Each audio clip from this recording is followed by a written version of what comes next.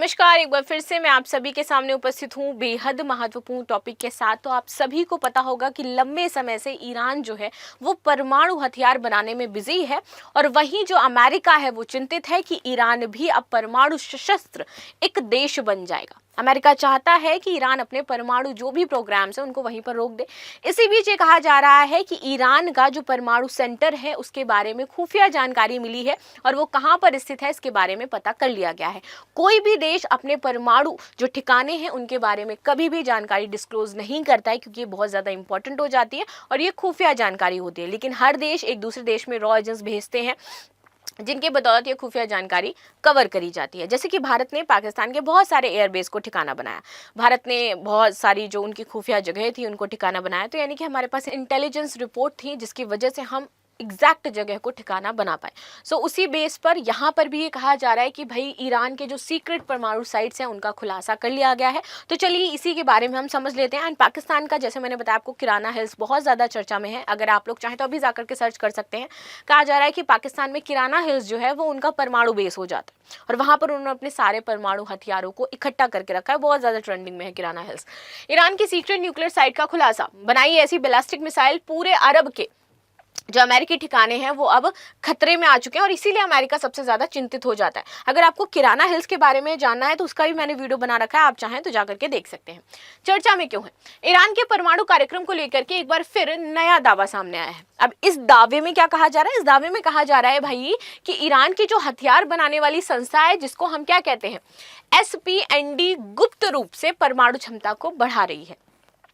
आगे बात करते हैं। इस संस्था ने परमाणु हथियार बनाने के लिए एक सीक्रेट ठिकाना बनाया है जिसका नाम इन्होंने रखा है रंगीन कमान, रेनबो साइट। तो इसको हम रेनबो साइट के नाम से जान रहे हैं। इसका जो रियल नेम है which is called rainbow site. जहां पे भी आपको रेनबो साइट दिखाई दे, इट मीन्स ये ईरान के जो परमाणु ठिकाने हैं इसके बारे में बात की जा रही है। ईरान के इस सीक्रेट परमाणु ठिकाने रेनबो का खुलासा सैटेलाइट इमेजेस से हुआ है कि यहाँ पर कुछ बनाया जा रहा है, कुछ तो डेवलप किया जा रहा है। अंदर लोगों ने ये कयास लगाना शुरू कर दिया कि यही वो जगह है जहां पर ईरान अपने परमाणु हथियारों को बनाता है और उनकी टेस्टिंग करता है। इस साइट पर खतरनाक परमाणु मिसाइल बनाने की बात कही गई है। महत्वपूर्ण बिंदु, द सन की एक रिपोर्ट है और ये रिपोर्ट बताती है कि ईरान की सीक्रेट परमाणु साइट यानी कि रेनबो को केमिकल उत्पादन सुविधा के रूप में दिखाया गया है कि वो केमिकल उत्पादन कर रहे हैं वहां पर कोई। इसका नाम दिबा एनर्जी सिबा केमिकल कंपनी, लेकिन यहाँ परमाणु हथियारों के उपकरण बनाए जाते हैं। तो इन्होंने क्या किया, अपने परमाणु हथियारों को बनाने के लिए एक कंपनी वहां पर, एक केमिकल कंपनी स्टैब्लिश कर दी है और इस कंपनी का नाम इन्होंने रख दिया है दिबा एनर्जी सिबा केमिकल। बट ये जो रियल में एक्चुअल जो काम कर रही है, ये कोई केमिकल प्रोड्यूस नहीं कर रही है, कोई ये इस तरीके की कंपनी नहीं है। ये क्या कर रही है, यहाँ पर परमाणु हथियार बना रही है। इसके पीछे कई बार ऐसा होता है ना, कंपनी का नाम होता है इस काम के लिए, लेकिन पीछे कोई और काम हो रहा होता है, वही यहाँ पर हो रहा है और उसका नाम क्या है, रेनबो।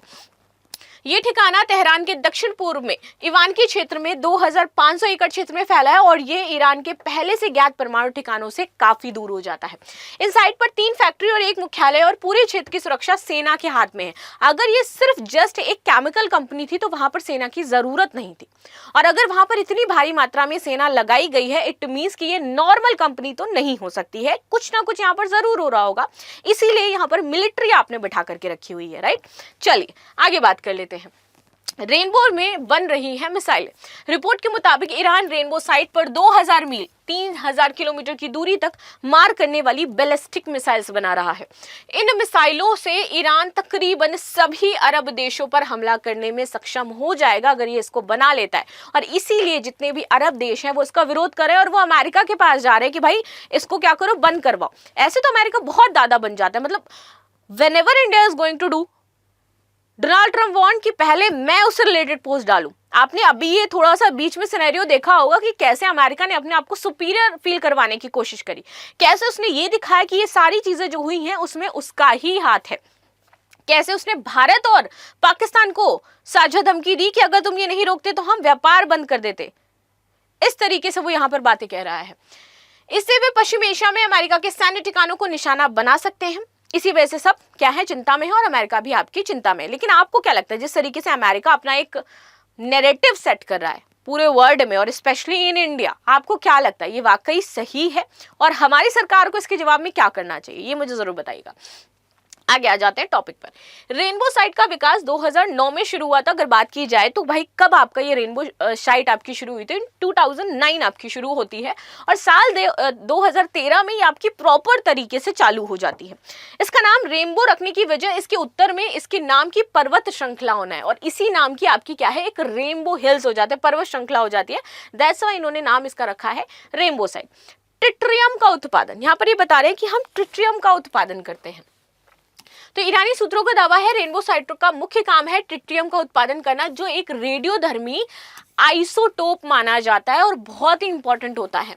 इसे परमाणु हथियार बनाने में इस्तेमाल किया जाता है और ये जो केमिकल है, ये जो ट्रिटियम है, इसका यूज यहाँ हो रहा है। ट्रिटियम के इस्तेमाल से परमाणु हथियारों की क्षमता बढ़ जाती है और इसमें हाइड्रोजन बम भी बनाए जा सकते हैं। इससे पहले भी ईरान में परमाणु हथियार और बैलिस्टिक मिसाइल के ठिकाने होने का दावा किया जाता रहा है। ईरान के परमाणु कार्यक्रम पर तनाव। ईरान का जैसे ही परमाणु कार्यक्रम शुरू होता है, सभी पश्चिमी देश बहुत ज्यादा तनाव में आ जाते हैं। इवन मिडिल ईस्ट की बात करें तो जो सेंट्रलाइज्ड पावर की बात की जाती है वो डिस्ट्रीब्यूट हो रही है। इवन पूरे जियो पॉलिटिक्स की बात करें, there is no centralise power in this time.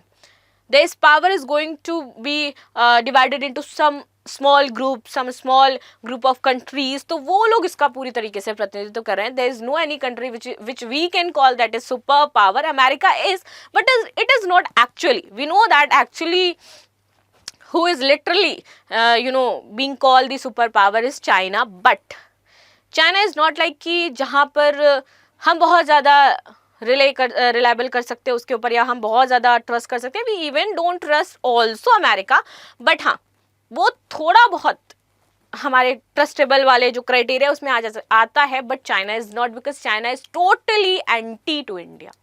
तो इसलिए कुछ भी कहो तो पावर अमेरिका की कम हो रही है, इसलिए अमेरिका अपने आप को बहुत ज़्यादा शो करना चाहता है that we are powerful, we are first, फलाना फलाना फलाना। ठीक है, back to the topic. Iran का परमाणु कार्यक्रम पश्चिमी देशों और अमेरिका के साथ उनके रिश्तों में तनाव पैदा कर रहा है। अमेरिका की कोशिश है कि ईरान को परमाणु हथियार बनाने से रोका जाए, बट वो रुकेगा नहीं।